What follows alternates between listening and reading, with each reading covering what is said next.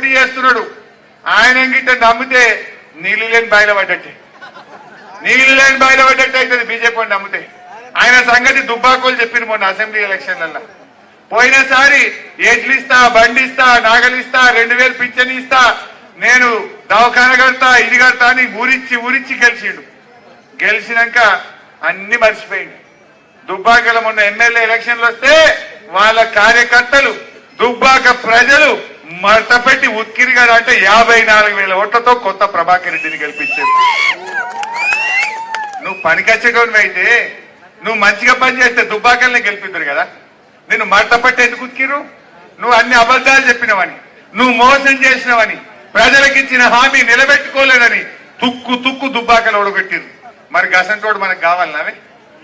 అరే మన collector, the best collector గా రాష్ట్రంలో అవార్డు పొందినటువంటి వెంకట్రామరెడ్డి గారు లాంటి ఒక ముత్యం లాంటి మనిషి మనకి ఇలా అభ్యర్థిగా వచ్చినాడు. ఆయన రాత్రింబవళ్ళు పనిచేస్తాడు. రోజుకు 18 గంటలు కష్టపడే వ్యక్తిత్వం ఉన్న వ్యక్తి. నేను మంత్రిగా చాలా దగ్గరగా చూశాను అతన్ని. పేదలకు సాయం చేసే మంచి గుండె ఉన్నవాడు, మంచి మనసు ఉన్నవాడు.